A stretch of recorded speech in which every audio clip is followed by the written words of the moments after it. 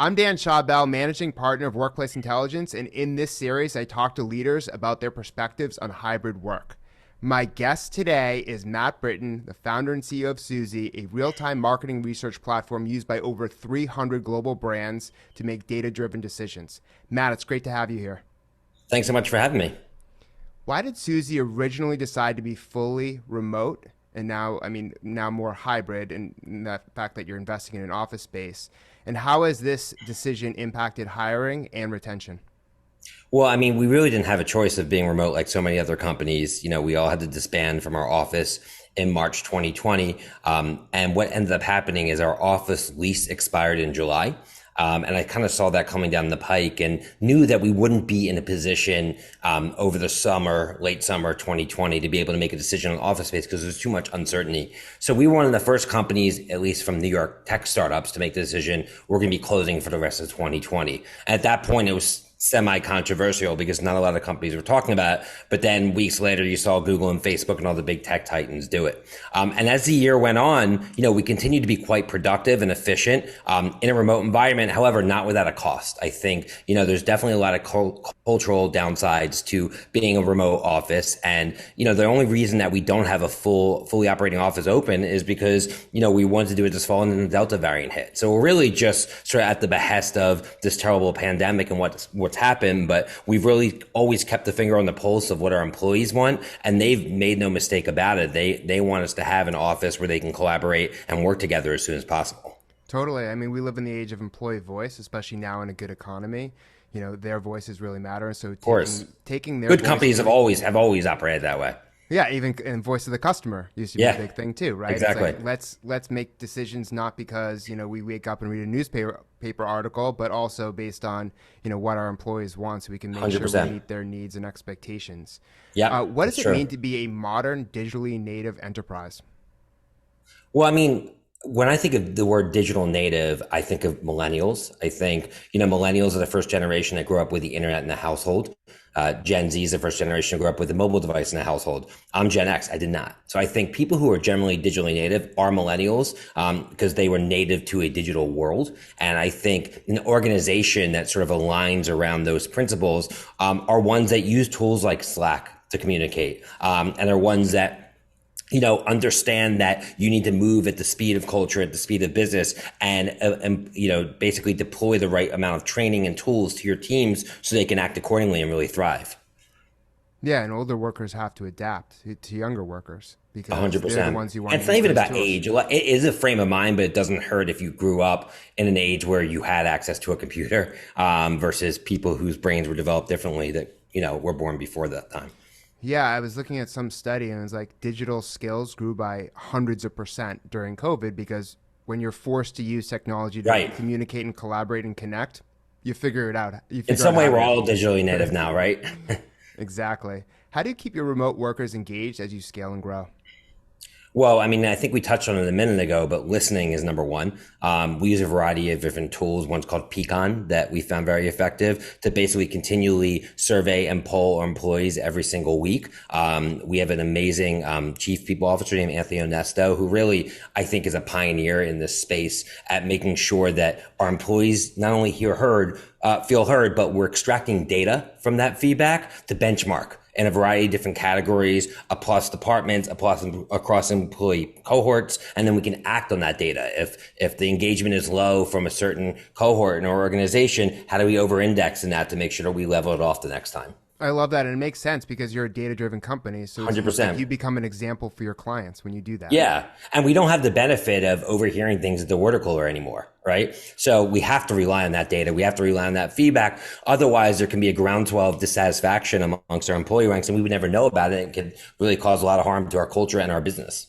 Especially important because you're not seeing your coworkers as much as you used to. So exactly. Collecting That's exactly the data, right, using the technology is a good way to pool that information to make better decisions. I agree. Yep. How do you promote your corporate values of passion and respect when working with a hybrid workforce? Well, I think it's about empowering our leaders to have a voice but at the same time making sure they understand the core values, because ultimately the leaders of an organization are really charged with not only driving success of a business, whatever success means, but also imparting the cultural values down. So employees that are joining the ranks understand what the company is all about. We also invest a ton in content, internal content, to make sure that we're pushing those values. And we also walk the walk. We're giving back. We're looking at underserved or underprivileged groups and making sure that we're giving back to them. So it really is a big part of our business to make sure that we have a diverse and really responsible organization as it relates to our local community. For example, right when the pandemic hit, we led a charge with a New York Tech Association to basically collect as many unused laptops as we could throughout New York and give them back to schools so underprivileged kids who didn't have access to a laptop to work remotely could get one. Meanwhile, there were tons of laptops sitting in offices all around New York City that were being unused at that time. So those are things that we like to do that impart our business model and again, our values to our local community. There is value in having space, though. That's why you're investing in an office space as of course, we make our way. Tremendous value. Because in order to communicate values, sight and smell and touch are all important. 100%. And so that's especially when you're building a software that. company. Yeah, when you're building a software company, you think about it. We don't have a physical product that you can touch and feel. So the closest thing you have to a physical product when you're building a software company is your office. It's the closest thing of what you're building that you can touch and feel. And without that, you definitely feel a void. Yeah, it's like when I was in corporate America, I'd be in a cubicle and I would put like books and everything in the cubicle. And so people get a better sense of who I was. Yep. Now, when you work remote, you also get a different sense of who people are because their dog might be barking in the background. Right. You look at their backgrounds. So there's different ways to communicate who you are personally and professionally in and out of the workplace. 100%. What approaches, policies, procedures have you implemented to cultivate highly engaged and productive remote workers? So one thing that we did very early on is we sort of reframed our sort of operating manual for the company for a digital world. Because what we found is a lot of our employees didn't really know what was expected of them in a remote environment. How late should they be expected to answer emails? What are the response times that were expected? How do they treat different channels, text messaging versus Slack versus email, et cetera? So we essentially rolled out a completely new mobile or remote operating system to our employees. So they understood how we use different tools, what's expected of our team. And that was incredibly impactful at getting people sort of reset to this new world and not making the assumption that they would just figure it out. Because I think in that is where the confusion and frustration could have possibly started to mount. Yeah, and that builds trust, which at the end of the day, if you do all the right things, the end product, the output is trust. And trust is everything. And I think that by laying it all out like that, people have expectations set. They know what to do. They know how to use the tools. And it actually saves you a lot of time because they're not questioning, what do I do with this? It's all written down and accounted for. 100%. Yep. And it also doesn't put people at disadvantage who might have children at home. And who might not have the ability to answer, a Slack at 6:30 when they're trying to feed their kid. So I think, we want to make sure that we're taking into account the individual needs of all of our employees. Makes sense. What are some of the biggest benefits and drawbacks that you've seen and witnessed from using a hybrid remote work model? So we really haven't been hybrid yet. We're still mostly remote. We do have sort of access to WeWork and other platforms where people meet in person, but I would say we're 95% remote still. I think the biggest benefits have just been productivity and efficiency.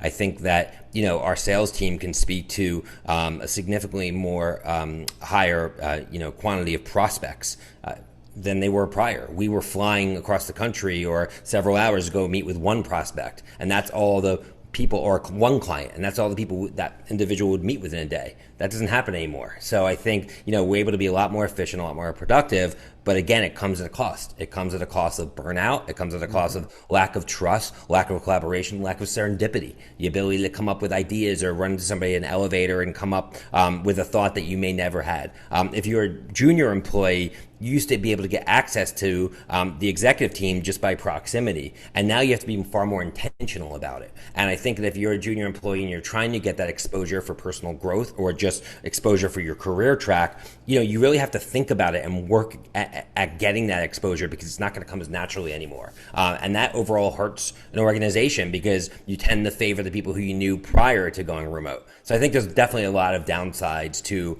our remote operation, which is why we are, completely committed to getting back to an office environment as soon as we can.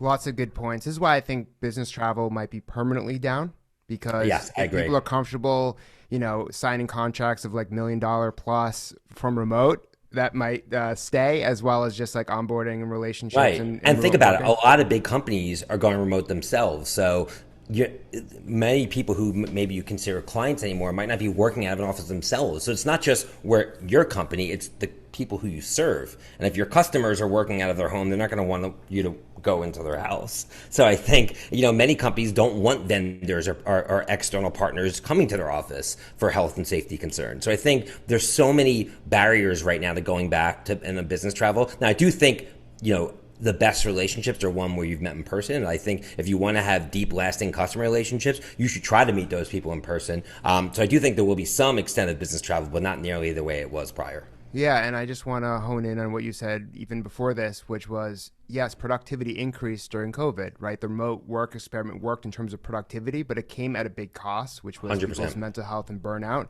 because people exchanged their time spent commuting with more time spent working. And when you're working remote, there's more blurred lines between personal and professional, so people aren't really thinking about when they're clocking out.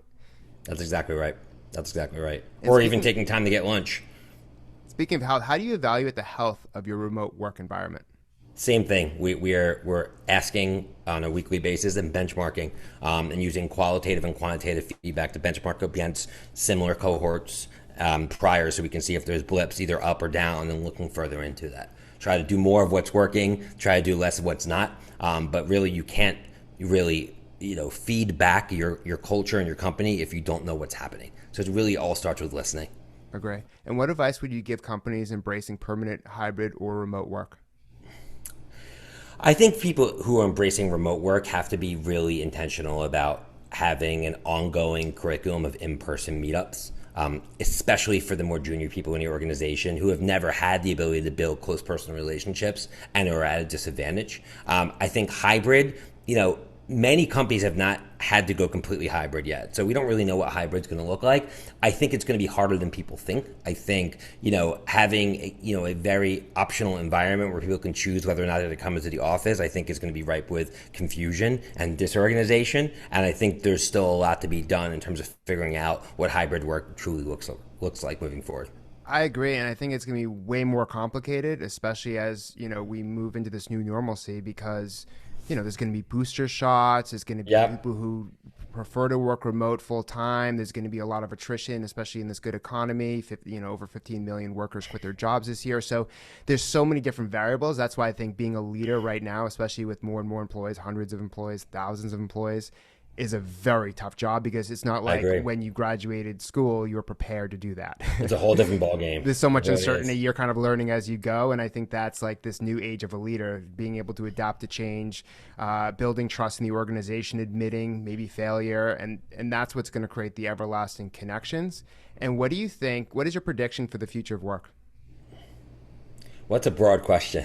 I think the future of work is going to be much more agile in terms of how quickly companies have to move, in terms of how quickly employees need to make individual decisions, in terms of how quickly employees need to decide if what they're doing is best for them. So I think things are going to happen faster. I think everything is going to be more digitally native. And I think it's going to continue to become more and more globalized over time. So I think, your ability to have a global outlook is going to be increasingly important for companies to be able to succeed moving forward. Yeah, and talent's everywhere. Jobs are going to talent more than 100%. talent are going to Exactly right. jobs. Yeah. And it's all about harnessing and adapting and experimenting with this technology now, as you said, because then as things change, you're already training people to get the right behaviors, which is the core, it's the foundation, so that they can grow and adapt to further technologies, because we don't know how this is going to pan out. But we do know that people want to have different freedoms, right? They want to be able to work 100%. in an office, at home, at a coffee shop. They just, it's all about delivering high value and being productive. And that's what it's going to take, because business is really moving fast and you'll be left behind unless you adapt. Absolutely. Well said. Thanks so much for sharing your perspectives, Matt. Thanks for having me, Dan. Talk soon.